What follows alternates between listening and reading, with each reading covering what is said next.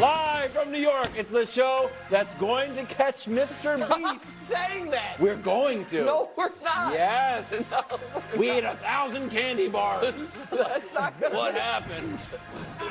Today, the Patriots Dynasty Part 2 begins. What's next for America's team and the future of Bill Belichick? Eric Mangini's here. Meanwhile, revenge is a dish best served cold. But honestly, it might be too cold for a Tyreek Hill revenge game.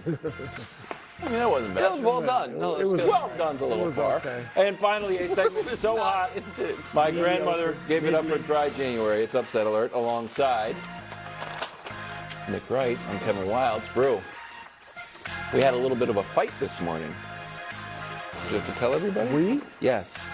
Because you are so hot on Upset Alert, and I also want to deliver the audience correct picks. I said I would just follow your lead on Upset Alert. Okay. Piggyback on your Upset Alert and be like, and drive it home. And you said I was not allowed to do that. Yeah, you're not. And started to hoard your picks. I thought He's it was right. I hid my bad pick. team. Yeah, not for me. You don't even know now. Yeah, exactly. Yeah, because you'll switch it. He'll switch it up. Yeah, of you know what? Two I'm just dynasties rolling ended like this week.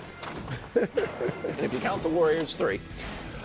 We start with the AFC wildcard. Dolphins are 4.5-point underdogs in Kansas City on Saturday night on Peacock. Don't forget, last matchup was in Germany where the Chiefs won even though the offense was shut out in the second half. Neither quarterback threw for over 200 yards, and it's going to be polar vortex chilly. May end up being one of the coldest games ever, and honestly, just say a cold number and someone is reporting that's what it's going to be. Minus 15, sure. Minus 30. Yep. Now, our studio, however, what's up, buddy? is room temperature. It is. Yet you are wearing a famous, first things first, famous fleece. Yes. I've worn this one other day in my life. It also happened to be, one of the best days of my life. A great day in the history of the show, except for the moment when Wilds got kicked off the show for Eric Stone Street. It was, of course, the Chiefs parade. This has been sitting, hanging in the closet since then, waiting for a special day to break it out. And what better day than the eve of the postseason, when I'm going to be asked foolish, silly questions like this one. Can chances Tua Tagovailoa outplays Patrick Mahomes in a playoff game?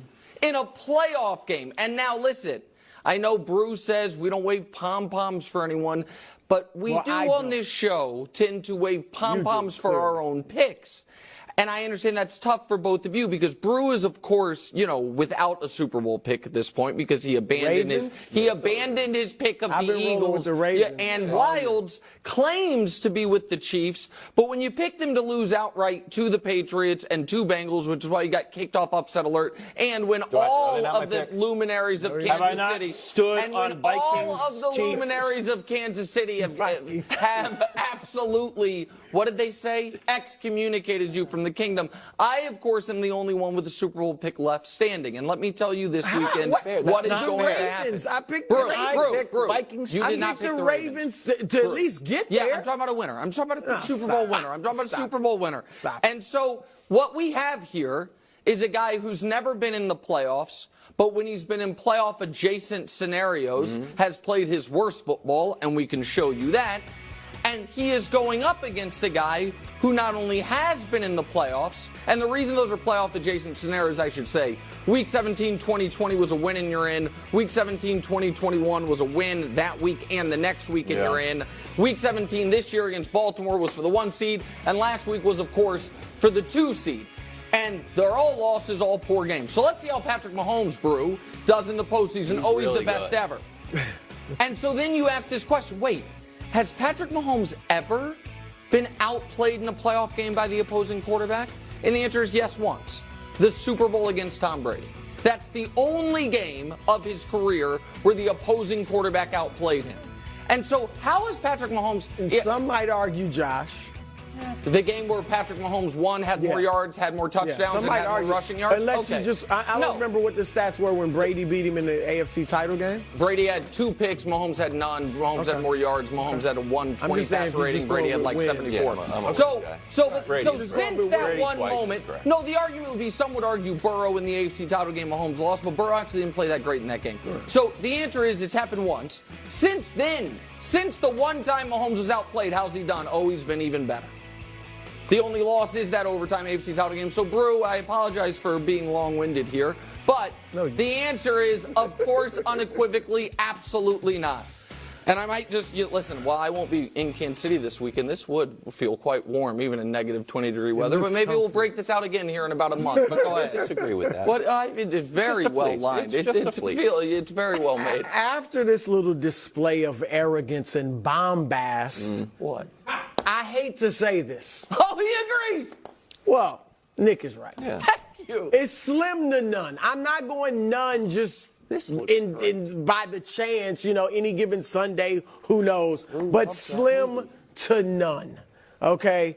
It's not just, we could sit here, you already showed us how great Mahomes is in the playoffs, but I could just talk about how bad Tua has been against good teams this year, or at least playoff teams.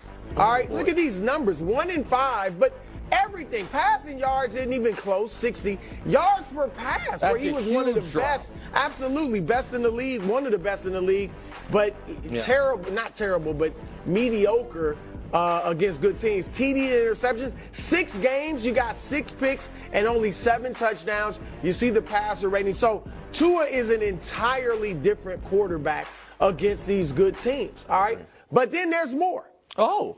In his 5 coldest games of his career, and this is going to be one of the 5. Well, this will be. This might be number 1, this right? Right That's now what might be the second. They're saying it's it's going to be NFL history. Right? Yeah. Go ahead. He is. Yeah. To that. He is 0-5 with 5 touchdowns and 7 interceptions. Yeah. In the cold weather. Heck, anything below 70. And he's 6-13. 70. 70. It is what it is. I'm just giving you the facts. That's not great. So look, no, Tua is not going to outplay Mahomes. And throw on top of just the quarterbacks, throw on top of that the fact that Kansas City's defense is better, is healthier. They get to the quarterback more now, barely, because Miami got to the quarterback too, but they're missing a bunch of their edge rushers, namely Bradley Chubb.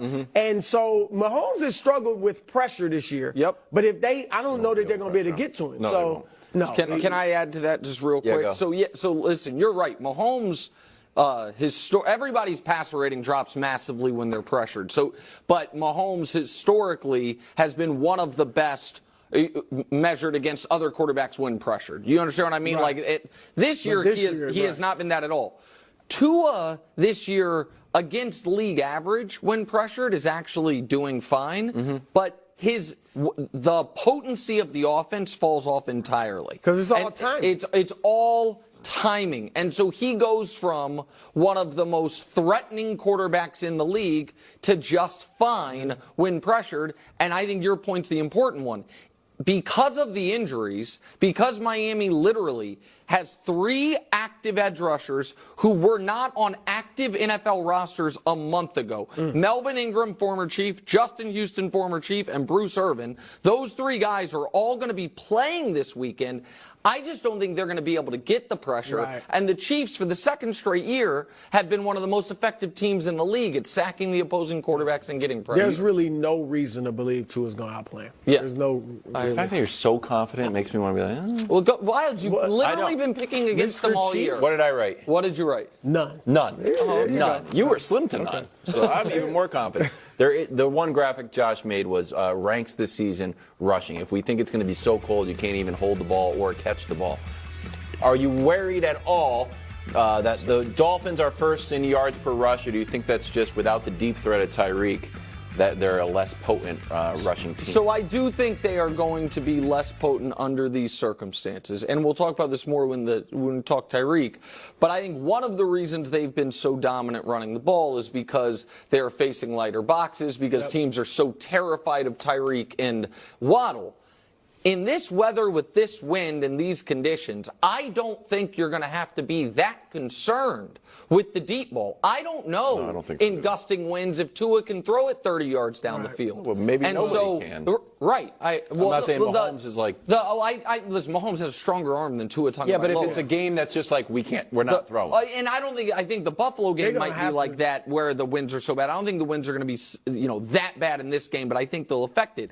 I also think that Miami has won games this year, and I think one of the reasons that their run numbers are where they are is when they have gotten big leads throwing the ball, they've then been able to salt games away on the ground, and they have so much speed. I look at them as an odd running team because they are a finesse running team, Right. they're a They're not a zone power running team, running they're team, not right. a power running team, which is typically what I think you would want, Brew, in these types of conditions and against this Chiefs defense. Like Derrick Henry would scare me in these conditions, even though the Titans' running game was not as effective. No, they're an odd running team, as you said, but I think the formula for them to win is going to be to have to run the ball. Yeah. And if hopefully that'll loosen things up a little bit for Tyreek if you're a Dolphins fan, and then they can do some things. But they did run against them in the first game. 5.5 yards per carry, over 100 yards, so they could be effective. You don't think that Miami power and push and fight? They're breakdancing.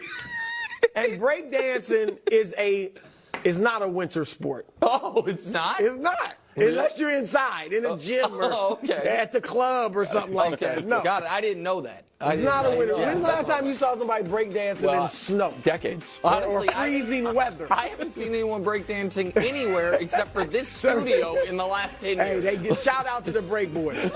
Last matchup, Tyreek gave the ball to the Chiefs defense for a strip and score, costing the Dolphins the game. Here's Tyreek.